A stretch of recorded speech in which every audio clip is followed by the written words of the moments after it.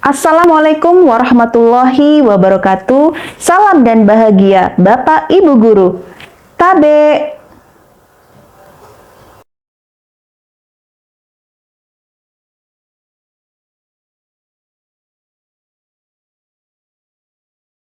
Ki Hajar Dewantara menganggap setiap anak sebagai individu unik yang memiliki karakteristik dan keunikan tersendiri yang perlu diperhatikan dalam proses pembelajaran. Ini menekankan pentingnya orang tua dan guru untuk memahami kebutuhan anak-anak, serta membantu mereka dalam menciptakan lingkungan belajar yang sesuai dengan profil belajar masing-masing, sehingga setiap anak memiliki kesempatan yang sama untuk berkembang sesuai dengan potensinya. Kondisi situasi yang ada yaitu adanya perbedaan antar individu peserta didik menjadi sebuah realitas yang tak terhindarkan. Setiap individu memiliki keunikan dalam hal kesiapan, minat, dan profil belajarnya sendiri. Namun, sistem pembelajaran yang ada belum sepenuhnya mampu mengakomodasi keunikan ini. Sehingga beberapa peserta didik mengalami kesulitan dalam memahami materi. Mereka merasa jenuh, tidak memiliki ketertarikan untuk belajar, terkadang tiru di kelas, atau bahkan cemas karena mereka merasa tertinggal dari teman-teman sekelasnya. Tantangan utama dalam mencapai praktik pembelajaran yang berdiferensiasi adalah perbedaan individu di antara peserta didik. Setiap peserta didik memiliki tingkat kesiapan, minat, dan profil belajar yang berbeda, yang membuat tugas guru menjadi kompleks. Identifikasi dan pemahaman terhadap kebutuhan dan preferensi belajar masing-masing peserta didik memerlukan waktu dan sumber daya tambahan. Implementasi praktik ini juga memerlukan dukungan yang kuat dari pihak sekolah dan tenaga kependidikan, termasuk sumber daya tambahan maupun pelatihan. Selain itu, peran peserta didik dalam berpartisipasi aktif dalam proses pembelajaran juga menjadi tantangan, terutama jika mereka menghadapi kesulitan atau resistensi terhadap pembelajaran yang berbeda. Kesemuanya ini menggambarkan kompleksitas praktik pembelajaran berdiferensiasi dan pentingnya upaya bersama dari semua pihak untuk mencapai tujuan ini. Dalam menghadapi tantangan tersebut, maka saya memfokuskan pada praktik pembelajaran berdiferensiasi. Saya sebagai seorang guru mengambil serangkaian langkah-langkah yang berfokus pada menciptakan lingkungan pembelajaran yang inklusif dan mendukung semua peserta didik dalam mencapai potensi mereka. Dalam melaksanakan strategi ini, saya bekerja sama dengan rekan sejawat di sekolah, baik guru mata pelajaran produktif, wali kelas, maupun mata pelajaran yang lain. Bagaimana kabarnya? Baik. Luar biasa. Oke, jadi tadi kita sudah berdoa. Oke, kalau begitu kita screening dulu.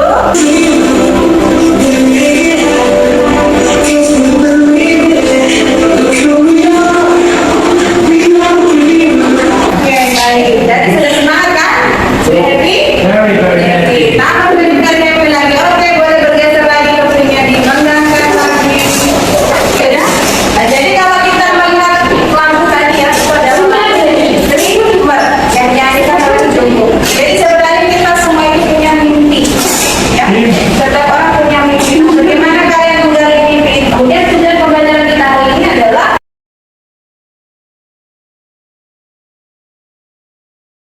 think, write, share, ya. Kalau itu kasih pertanyaan, silahkan kalian berpikir, kemudian hasil pikiran kalian tulis, kemudian kalian bagikan. Berdasarkan asesmen awal, guru memetakan kondisi peserta didik sebagai rancangan pembelajaran berdasarkan kesiapan belajar dikelompokkan menjadi 3, yaitu kategori belum siap, siap, dan menguasai. Selanjutnya, peserta didik duduk berkelompok sesuai dengan kesiapan belajar.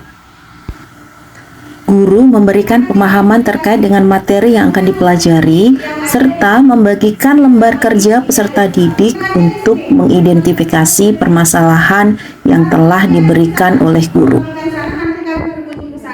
Silakan kalian identifikasi nutrisinya. Peserta didik bersama kelompoknya berdiskusi serta mencari literatur sesuai dengan materi yang diberikan guru, baik dalam bentuk video, PPT, pamflet yang ditempel di dinding maupun mencari referensi lain. Guru mengamati kegiatan diskusi dan memberikan pendampingan jika ada peserta didik yang kesulitan memahami materi. Selanjutnya, peserta didik melakukan presentasi kelompok lain menanggapi. Dalam menyampaikan pendapat, terkadang peserta didik kesulitan untuk menyampaikan menggunakan bahasa Indonesia. Sehingga biasanya saya menyarankan untuk mengungkapkannya dengan menggunakan bahasa daerah dan teman kelompoknya nanti akan membantu menerjemahkan. Untuk mengecek pemahaman individu, saya memberikan kuisis dengan berbasis game. Memberikan kuis berbasis game, peserta didik merasa senang dan tidak menjadi hal yang menakutkan.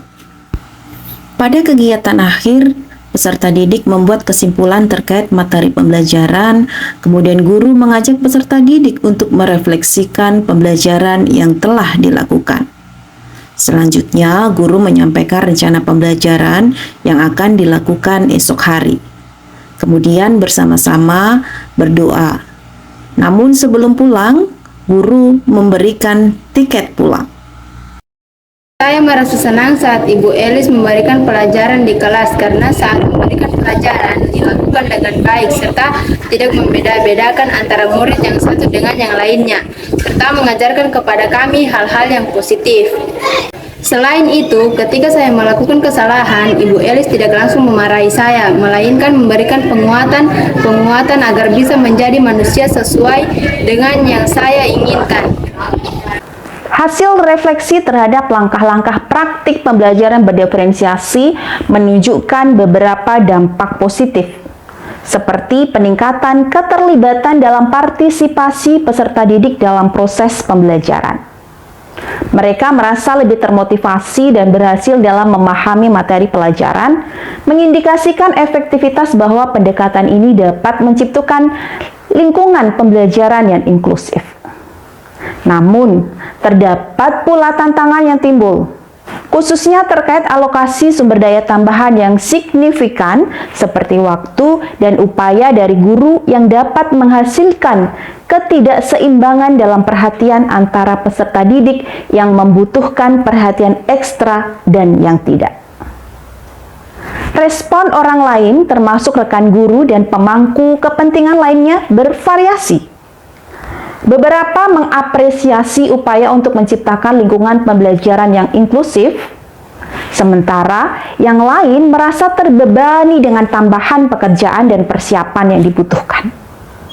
Praktik pembelajaran berdiferensiasi menjadi sebuah langkah yang penting dalam mengatasi perbedaan individu di antara peserta didik.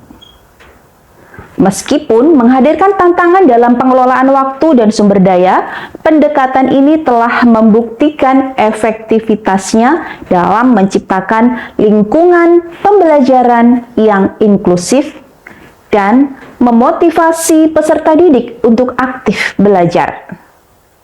Melalui kerjasama antara guru, peserta didik, dan tim pendukung pendidikan, kita dapat mengoptimalkan hasil pembelajaran dan mempersiapkan generasi yang siap menghadapi beragam tantangan di masa depan.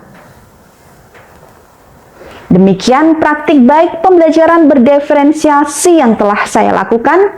Semoga bermanfaat. Wassalamualaikum warahmatullahi wabarakatuh. Tabe.